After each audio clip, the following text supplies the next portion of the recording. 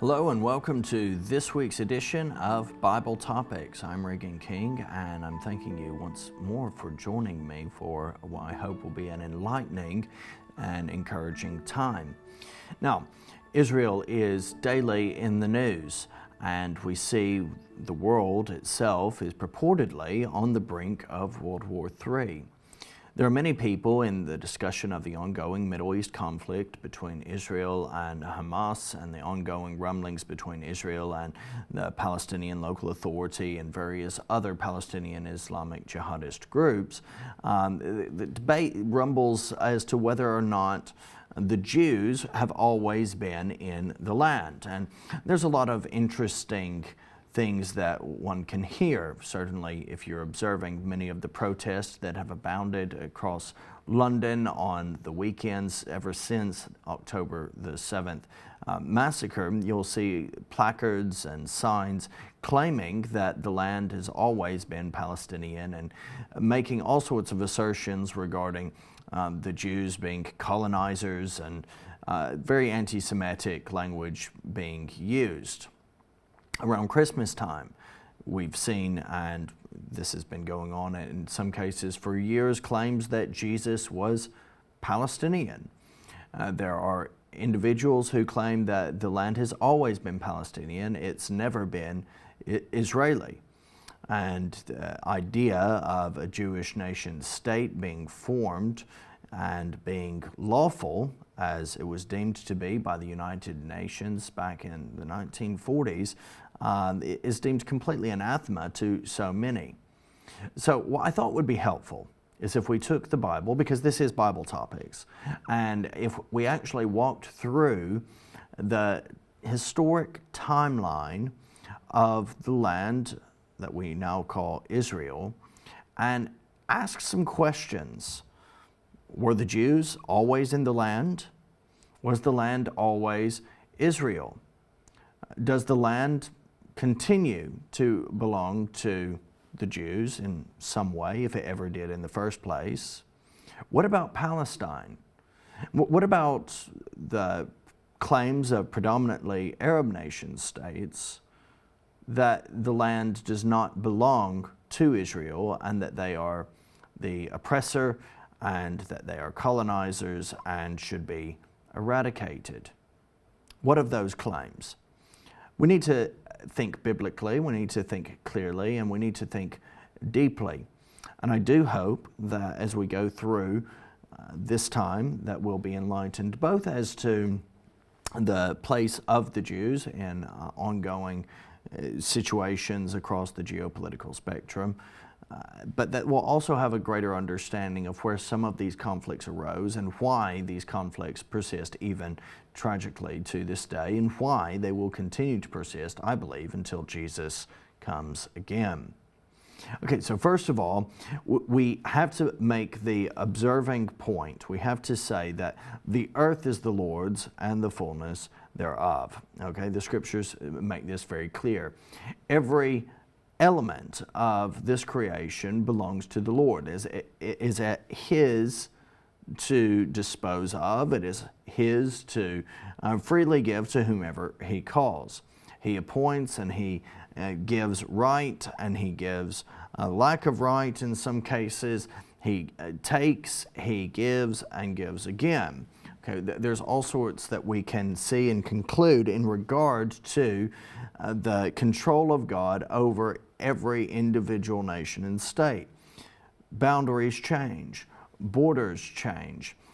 God weaves through the time and space of the historic panorama His perfect plan and purpose, accomplishing His perfect will. Ultimately, God, who is outside of time and space, works inside time and space to accomplish His perfect plan. We need to have that as the bedrock of any discussion of any geopolitical situation going on in the present day. But it's inarguable that Israel and the place of the Jews are very critical to the Bible's story. It's also true that the scriptures speak a great deal of Arabs, not as much as of the Jews, but of Arabs in particular, we do see reference, and we're going to come to some of that. The scriptures speak of many nations, and ultimately we do see that people from every nation, every tribe, and every tongue will bow before the Lord Jesus Christ. That is the messianic promise that is given in the scriptures. That is the hope that we have, that one day people from every land, nation, tribe, and tongue, Hebrew, Arab, wherever, will bow before the Lord Jesus. And so with that in mind, let's dive into this particular Bible topic.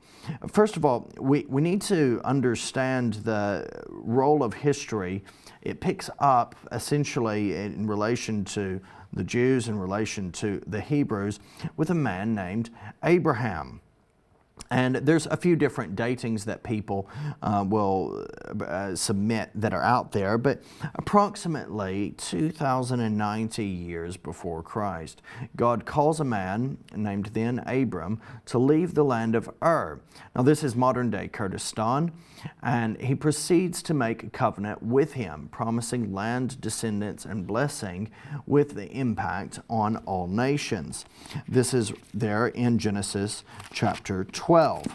God specifically appoints Abram and says, "Go from your country and your kindred and your father's house to the land that I will show you. And I will make of you a great nation, and I will bless you and make your name great, so that you will be a blessing. I will bless those who bless you, and him who dishonors you I will curse.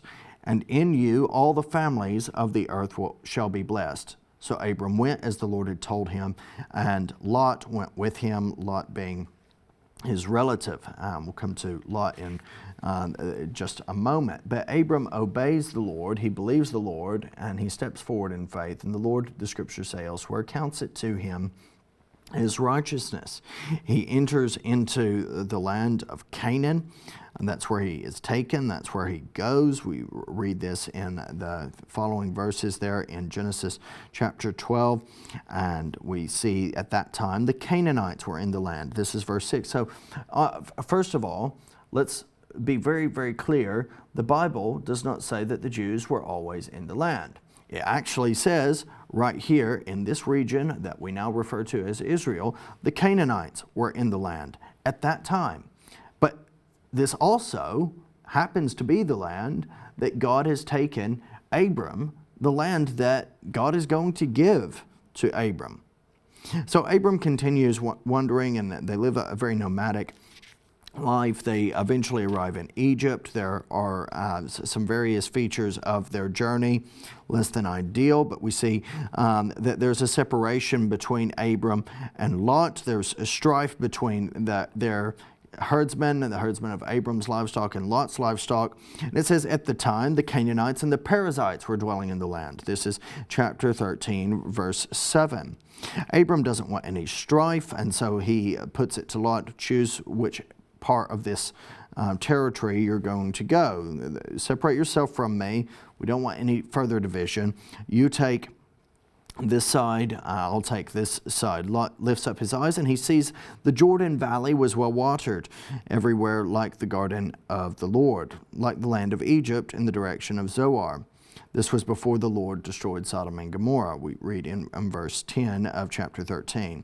So Lot chooses for himself all of the Jordan Valley, and Lot journeys east.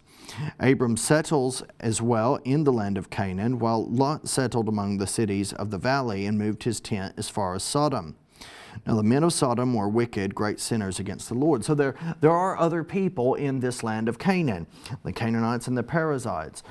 Lot finds himself in this area, a region that is now near what is called the Dead Sea. That's what it's called now. We see no reference to the sea as dead at that point in time. Indeed, it was not dead.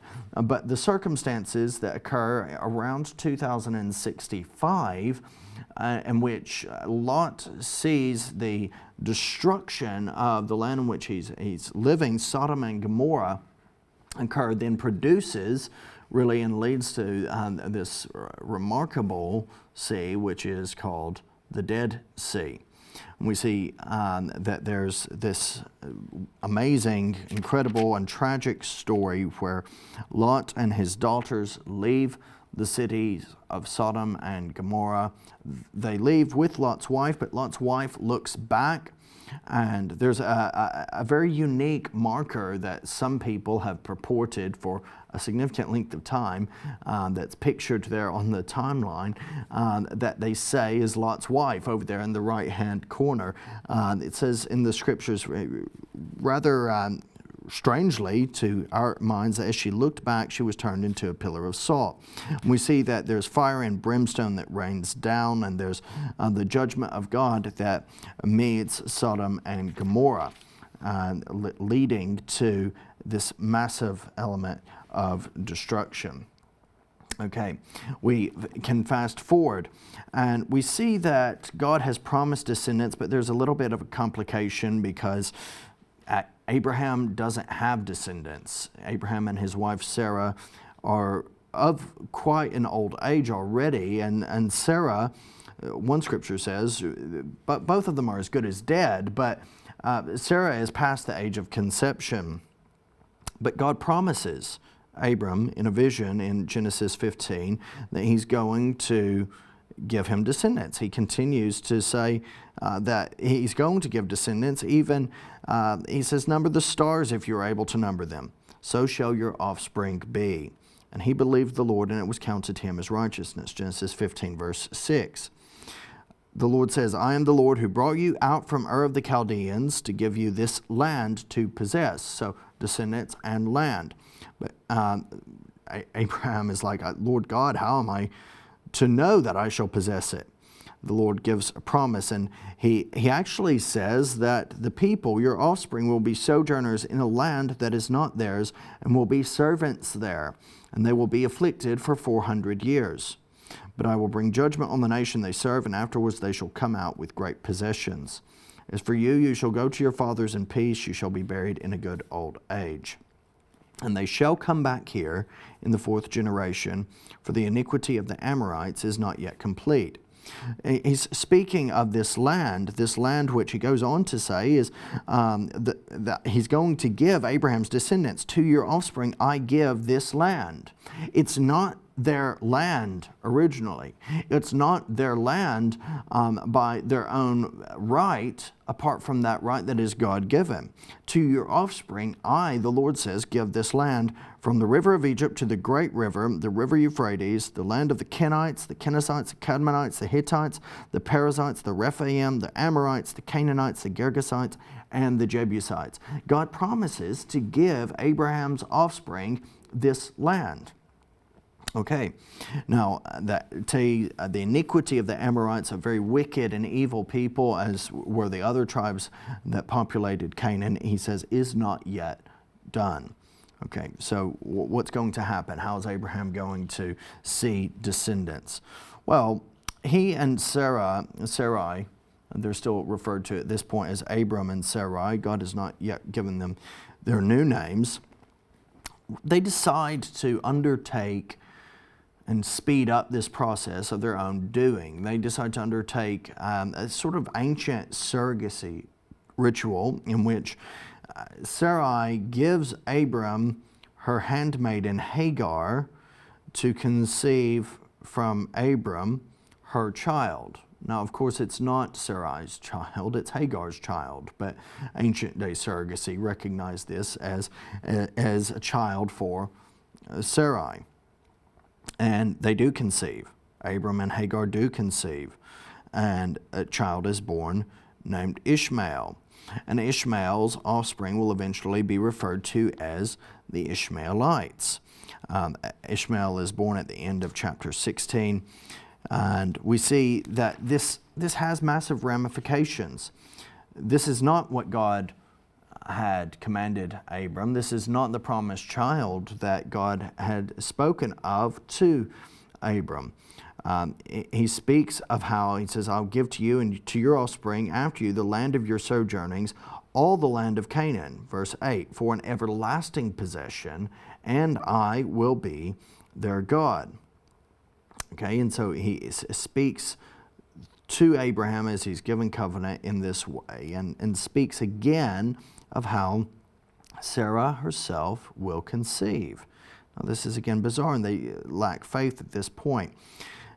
Abram, then by this point renamed Abraham, says to God, "Oh, that Ishmael may live before you." God says, "No, but Sarah, your wife, shall bear you a son, and you shall call his name Isaac."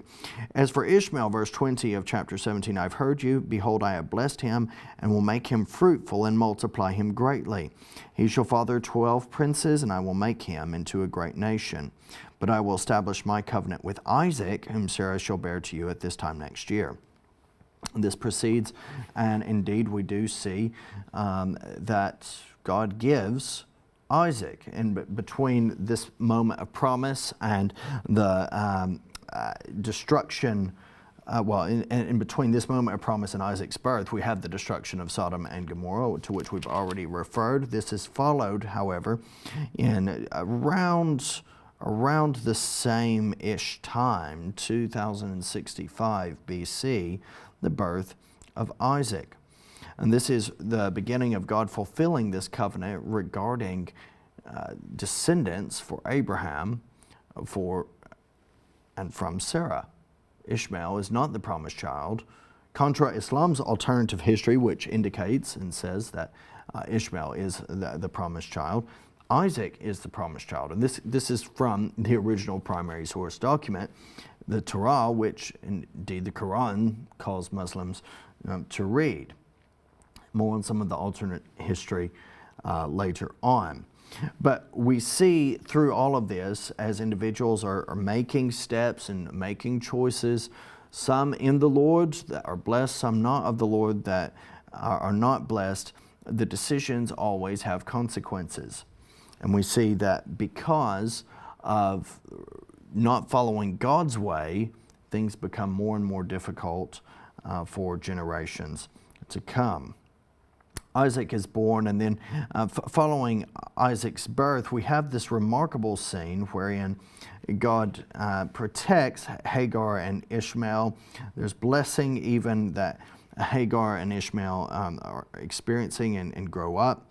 In the Lord, they go to the east, which will become the Arabian nations. You can read a little bit of that and the beginning of that there in Genesis 21. We see that Ishmael does have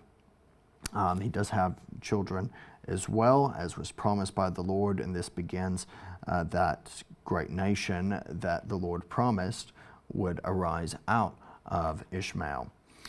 Meanwhile, God calls Abraham to sacrifice Isaac.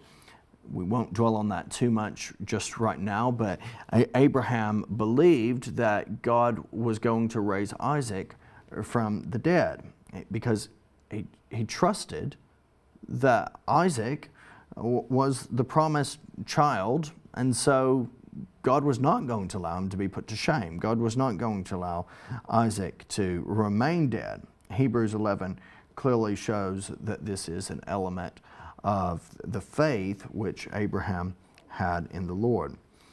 He trusted that the Lord would provide, and the Lord did provide indeed an alternative sacrifice.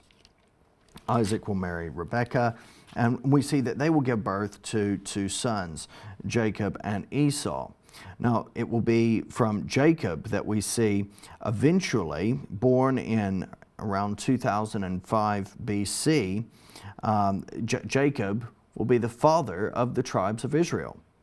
He's born in 2005 BC, and eventually is going to be named, given the name Israel by God, and will be the father of the so-called 12 tribes of Israel, to which God has promised to give the land. He promised this to Abraham, and this promise, remember, was to be a part of this everlasting covenant.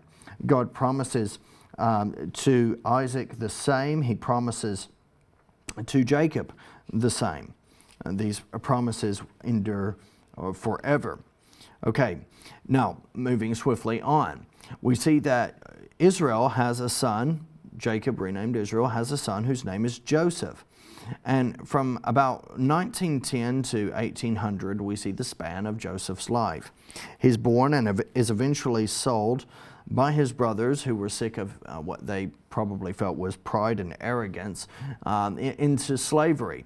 An extreme response to their dislike of Joseph and the fact that he was viewed by many as the favorite.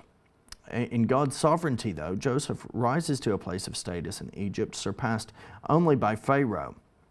Due to famine, Israel and his sons relocate to Egypt, and we see God's redemption of a very sad situation, wherein they are saved from the famine, they are protected, and they are reconciled even with Joseph.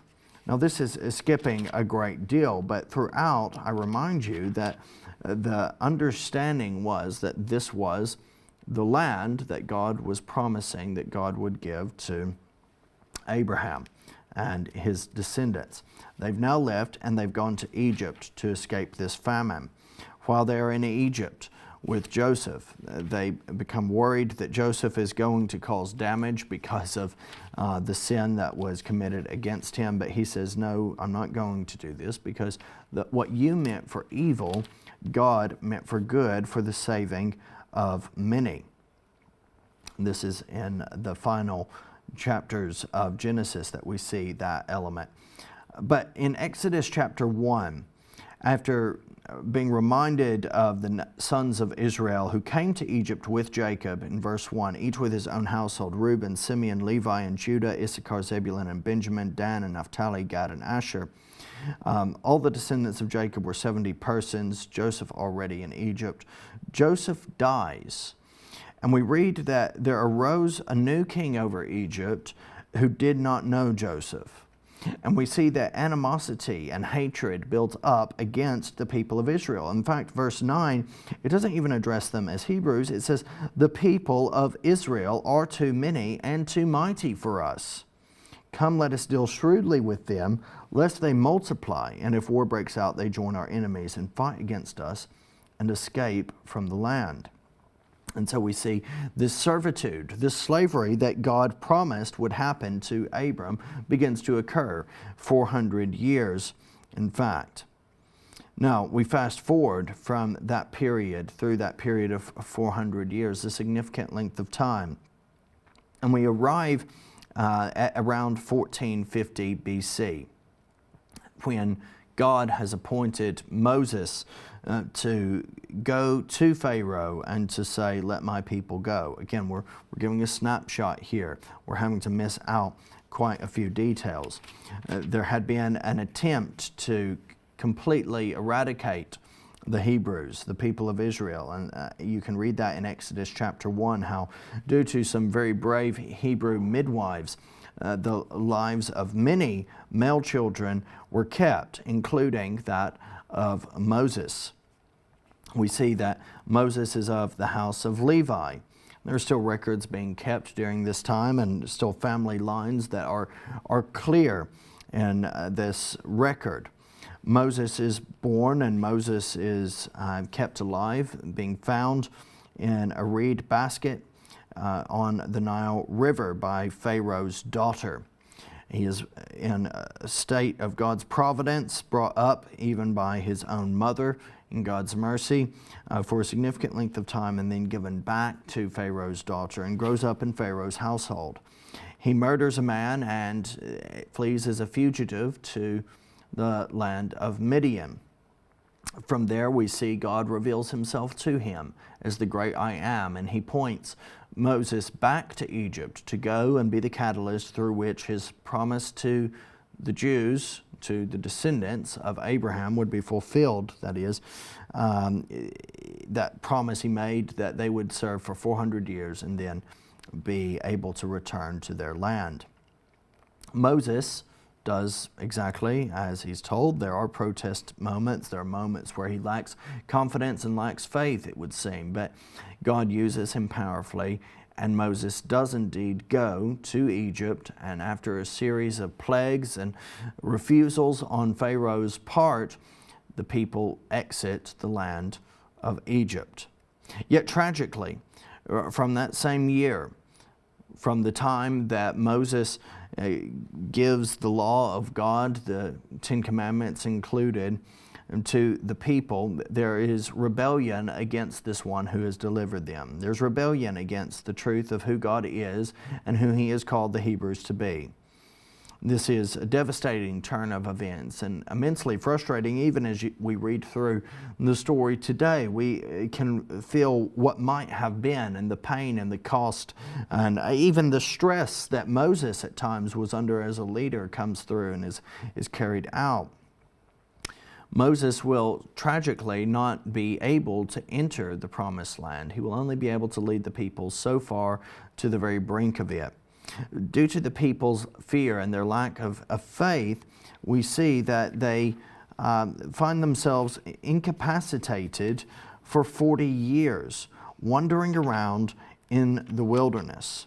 There were two, however, who did have faith that God would give and could give the land of the Canaanites and the land of that was promised to Abraham to the Israelites. Joshua and Caleb were their names. And these of that generation would be the only ones to survive that wilderness wandering. Children would be born, a new generation would rise, and they would be led by Joshua and Caleb into the promised land. This conquest of Canaan, as it's called, begins in about 1410 and is accomplished around 1400 BC, with the days of Joshua concluding essentially in about 1390 BC. He leads the people in the conquest of the land, and you see a map of its formation initially there. But due to multiple areas of idleness and disobedience, the people, because of God's judgment, His righteous judgment on their sin against Him and on their refusal to fully take the land, they're going to have to dwell side by side with hostile people, not least of which were the Philistines. And you can see there in the ancient realm of Philistia, Gaza is there, Ashkelon and Ashdod also, cities which are still there to this day. Gaza, of course, being ever present in that region in the current geopolitical discussions. So the Philistines were to be a constant thorn in the side of the people, but not the biggest, because the issue primarily that the people would face time and again, and that you'll be aware of from the Old Testament, was that of idolatry. Because the people were living in the land that was mixed, surrounded by the Philistines and various others as well, they were seeing and they were at times incorporating the idolatrous practices of these nations into their own practice.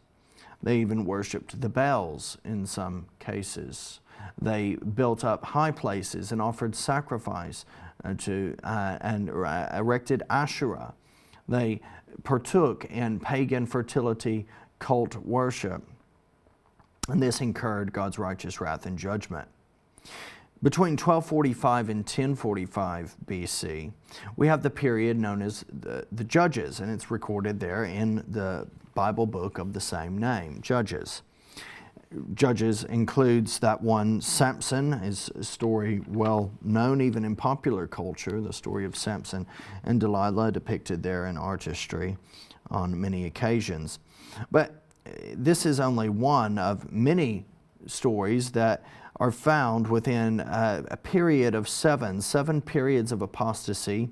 There were 7 periods of servitude as a direct consequence of that apostasy, the people falling into idolatry, then God giving them over into the hands of their enemies, serving in some situations for decades before God in His mercy hears and restores the people back to their own place of dwelling and their own status before He gives them victory. And they're ruled over by these judges before the judge dies, and we start the cycle again. And it happens 7 times throughout.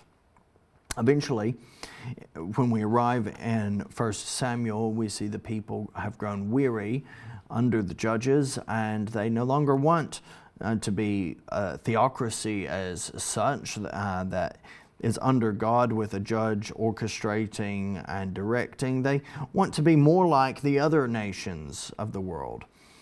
God had indicated to Moses that this would be the case, and in Deuteronomy had outlaid laws for kings, for monarchs in particular.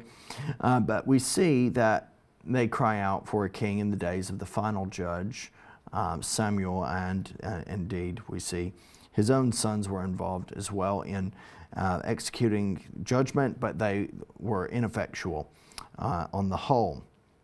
Saul is the one who is appointed as king.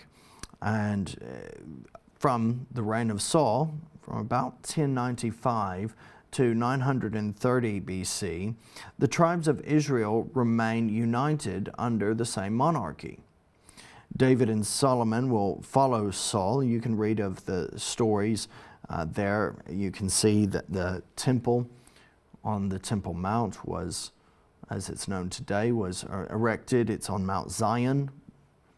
You can still go to experience various archaeological findings and witness some of what's been seen as evidence and living proof of that temple there on Mount Zion to this very day.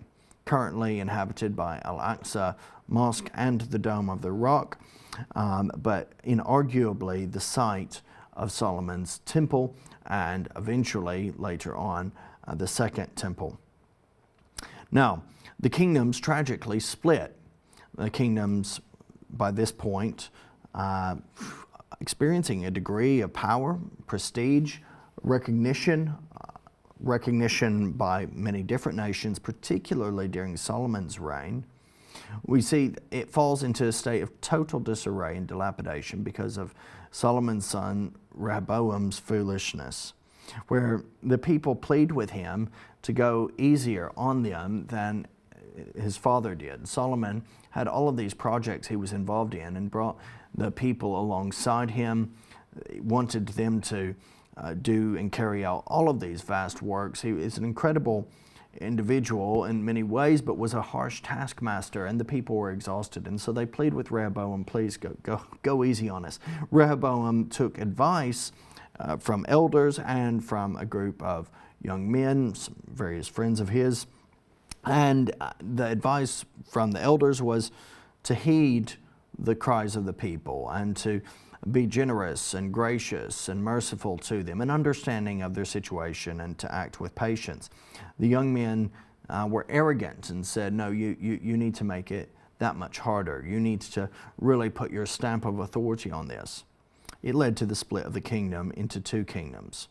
And so tragically, this united kingdom from 1095 to 930 BC becomes a divided kingdom, still of the Hebrews, still of Jews, still of Israelites.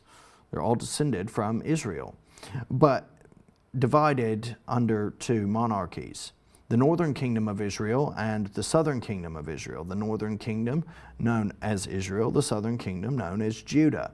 And so from about 930 to 590 BC, we see this state of fluctuation, this state of division in this land. The northern kingdom of Israel is in such rebellion against God, it never had a righteous ruler, and regularly participated in idolatry to the degree that it was only able to hold together for 200 more years following the division before the Assyrians came in and took over, laying waste to it. The smaller but very significant kingdom, the south of Judah, had many righteous rulers, and therein its demise was somewhat delayed, its demise occurring 340 years after.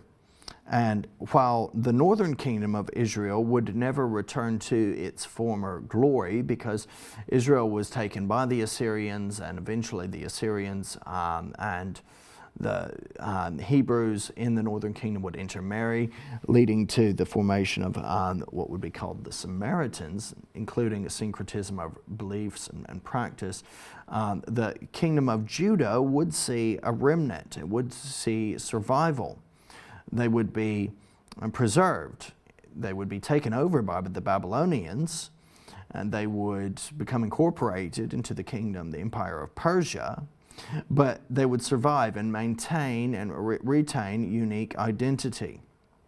Many would return even and rebuild the temple.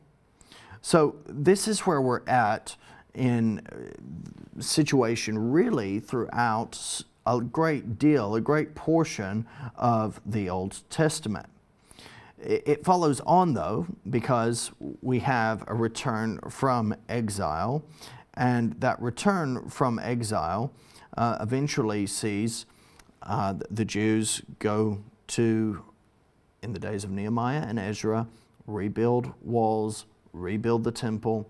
In the days of Haggai and Malachi, we see the temple is rebuilt and it's dedicated and worship again. And we see returning to, in many ways, a better, more consistent worship of the one true God.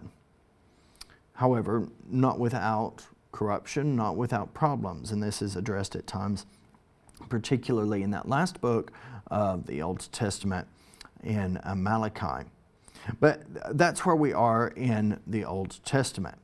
Now, before we go any further, I mentioned that there's another side to this.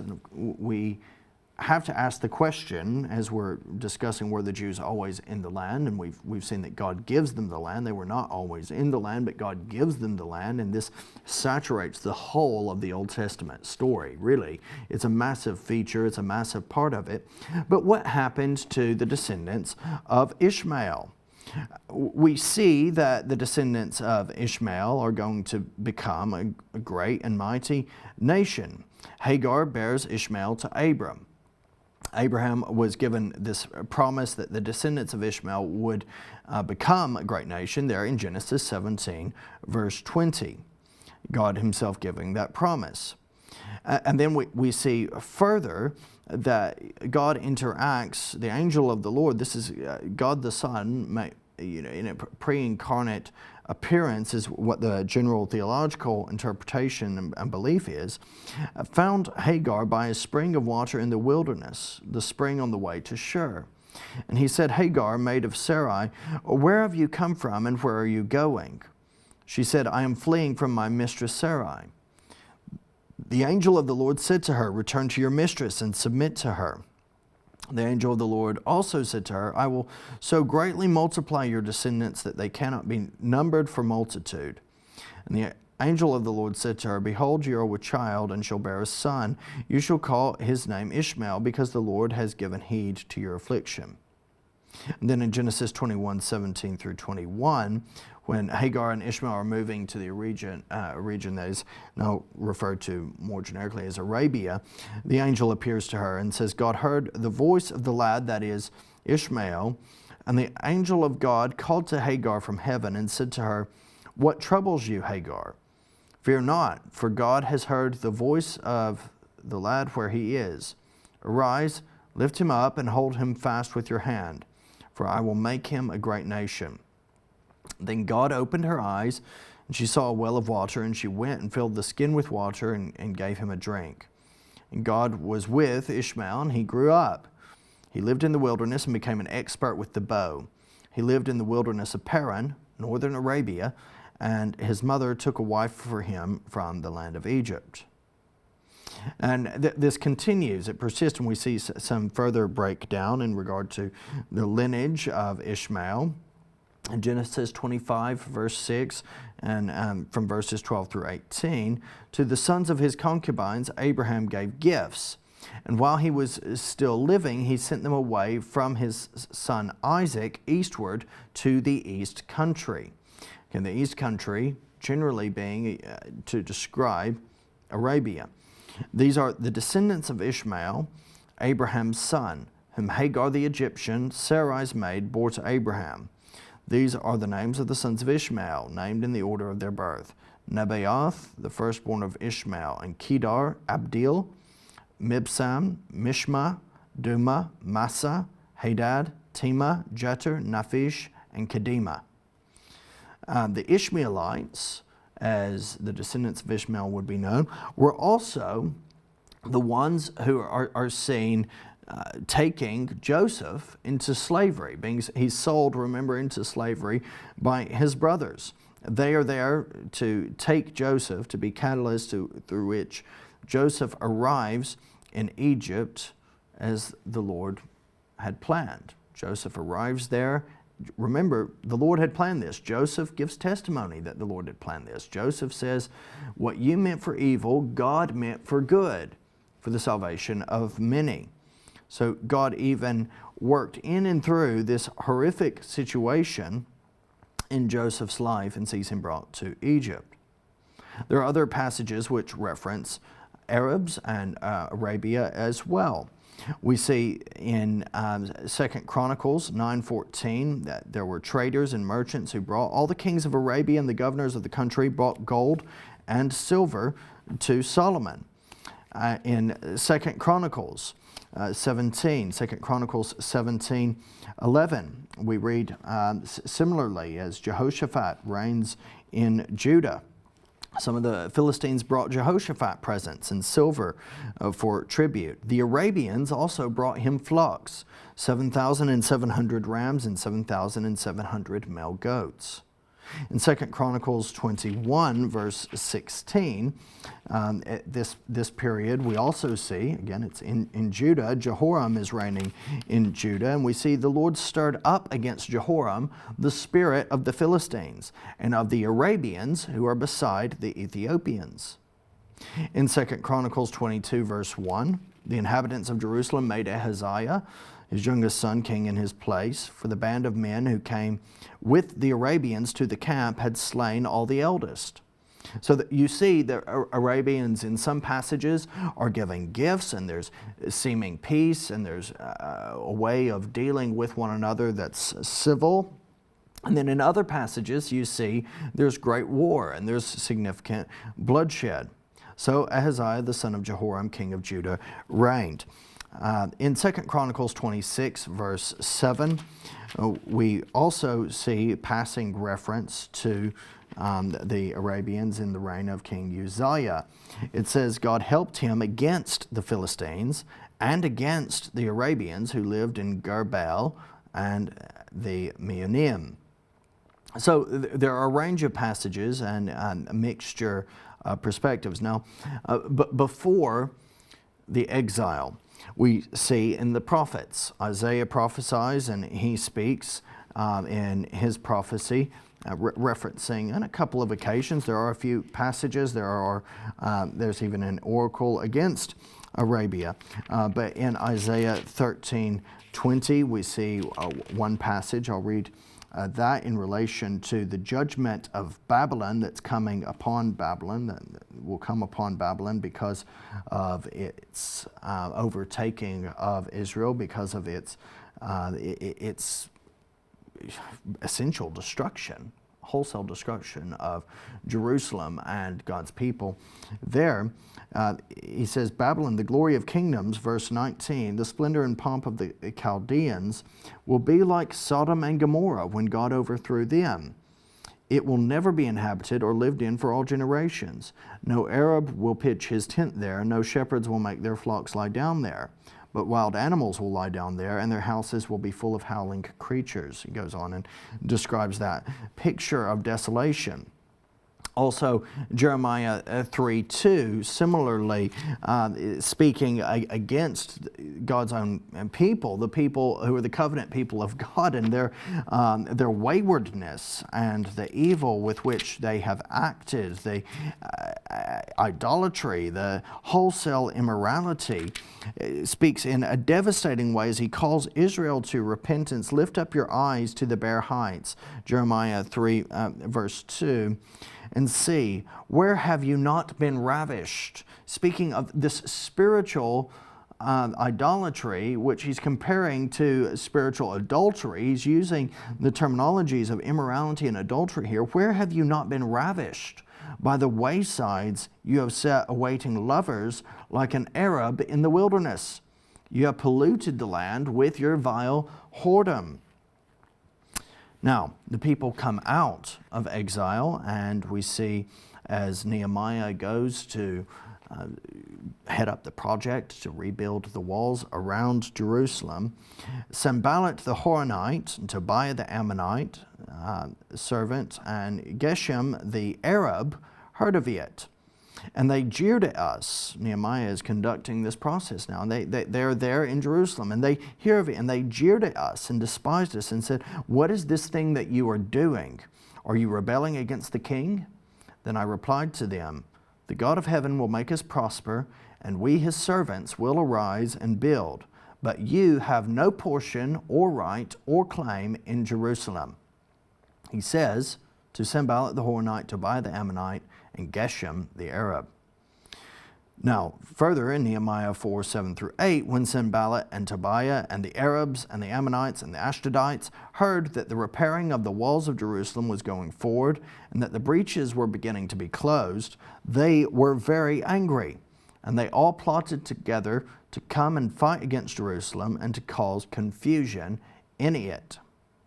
Nehemiah 6:1-2, when Sanballat and Tobiah and Geshem the Arab and the rest of our enemies heard that I had built the wall and that there was no breach left in it, although up to that time I had not set up the doors and the gates, Sanballat and Geshem the Arab sent to me, saying, "Come, let us meet together at Hakaphirim in the plain of Ono." But they intended to do me harm. So you see, even in that passage, even in Nehemiah's day, post-exile, the friction and the fractions, the way in which there was animosity, the way in which there was enmity between the children of Israel and the descendants of Ishmael. There were issues with the Arabs desiring to attack and to raise confusion and to come against Jerusalem even then. Now, it's so important that we remember that, and in this context, remind ourselves that the promise of God to Ishmael remained and remains. The promise of God to Isaac remained and remains. But they're unique and they're separate. The hope for both, as is for anyone in this world, is found in the Messiah, Jesus Christ. And throughout the period of time that elapses between the Old and New Testament, we do see this same situation persist. We see the Israelites crying out for the Messiah, looking for the Messiah. There's other histories that can detail and that you can see information regarding the Arabs. But the terminology of Palestine is first used by the Greek historian Herodotus. So it's extra biblical. There's no reference to Palestine. Some have tried to draw allusions between Philistia and Palestina, and maybe that is something that one can do to some degree, but I'm not going to reach for that myself. But Palestine first appears 5 centuries before Christ, when Herodotus writes of a district of Syria called Palestine between Phoenicia and Egypt in his book, The Histories. Herodotus provides this first historic reference to what seems to be a slightly wider region than biblical Philistia, but is doubtless to some degree associated. So while we cannot say 100% that this was necessarily fully Philistia in mind, it is interesting, and I believe not to be overlooked, as we saw on the map earlier, that Philistia, part of what was ancient Philistia, Gaza, for instance, is still a part of this attempt to see a Palestinian state. It's interesting, and I want to leave that with you to mull over and to pray through and think through. We then see in the 2nd century, so in the 100s, around that time, Rome has conquered Judea, and it has taken over the entirety of the land. And we see at that point the term Syria Palestina is used. However, the terminology is not exactly straightforward, and how it is being used today is not at all how it was used originally, and it was not at all used to describe primarily the grouping of Arabs who have always been in and around that land. That's clear from the biblical record. We see, and we walked through some of those passages, there were Arabs, there were Jews together in the land. The land was always given by God from the days of Abraham to his descendants, but there were Arabs in the land. We see that there's some concern, there's a little bit of discrepancy as to what the term Palestine means. Indeed, many of the Jews in the region that we now know as the modern nation state of Israel had no issue with being referred to as Palestine in the 1900s. This was a part of even the common lingo. It was how it was described on coins. The land was spoken of in that way, but interestingly using Hebrew lettering. The Hebrew itself speaks to some degree, and some view this as a kind of merging of the Hebrew in a way that is derived from the Greek language that itself can actually mean and lead to Israel, meaning wrestler, rival, adversary, because Israel was given his name because he wrestled with God. And so it's believed that Palestine itself is just another name, a Greek name, that leads then to the Latin for Israel.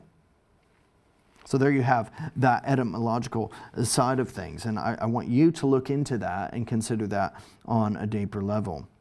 But what matters is that as we continue to see throughout the Old Testament, it persists through the period between the Old Testament and then into the New Testament, there's always this recognition of God's covenant with Abraham for his descendants from Isaac, an everlasting covenant for the land. This is frustrated because of idolatry and immorality on the people's part. There's exile, but God's promises cannot be revoked. His promises endure, particularly when they are presented as unconditional covenants. There are conditional covenants, but the promise he makes in regards to the land is unconditional. Now, we have on other programs looked before at God's promise to Moses in Deuteronomy for the nation. There's a recognition that the people will fall into sin and that they'll fall into idolatry. And they're going to come under a curse even. But in verse 1 of Deuteronomy 30, when all these things come upon you, the blessing and the curse which I've set before you, and you call them to mind among all the nations where the Lord your God has driven you, all the nations where the Lord your God has driven you, and return to the Lord your God, you and your children, and obey his voice in all that I command you today, with all your heart and with all your soul, then the Lord your God will restore your fortunes and have mercy on you, and he will gather you again from all the peoples where the Lord your God has scattered you. If your outcasts are in the uttermost parts of heaven, from there the Lord your God will gather you, and from there he will take you. And the Lord your God will bring you into the land that your fathers possessed, that you may possess it. And he will make you more prosperous and numerous than your fathers. And the Lord your God will circumcise your heart and the heart of your offspring, so that you will love the Lord your God with all your heart and with all your soul, that you may live. And then this continues, and we see in Ezekiel a similar promise, a similar recognition, as the people are going to be scattered, but they will be brought back. They are going to be spread across all of the nations of the earth, but there's going to be a moment in time when God resurrects and brings the people back into the land that he has given. And he is going to establish his servant. He speaks of him as his servant David, who shall be king over them, and they shall all have one shepherd. They shall walk in my rules and be careful to obey my statutes. They shall dwell in the land that I gave to my servant Jacob, where your fathers lived. They and their children and their children's children shall dwell there forever, and David my servant shall be their prince forever. I will make a covenant of peace with them. It shall be an everlasting covenant with them. And I will set them in their land and multiply them, and will set my sanctuary in their midst forever. My dwelling place shall be with them, and I will be their God, and they shall be my people. Then the nations will know that I am the Lord, who sanctifies Israel, when my sanctuary is in their midst forevermore. Friends, we cannot get away from the biblical timeline that we see here. Jesus is the Jewish Messiah. He is born in Bethlehem, which is of the house of David, right? This was a part of David's family. It was a singularly Jewish city. Regardless of what's gone on and taken place in the world across these days and times, across these seasons, God's promise and His covenant remains. I want you to take your Bibles and continue to work in and through the text and look and see God's enduring promises to Israel, and pray that God would indeed reveal again that Jesus is the Messiah, that our Lord and Savior would come again and would reign in glory, bringing peace to this earth. The Arabs received the gospel there in Acts 2, along with so many others, and we continue to pray that the gospel would go through all the world, bringing hope and joy and peace. God bless you all, and have a good night.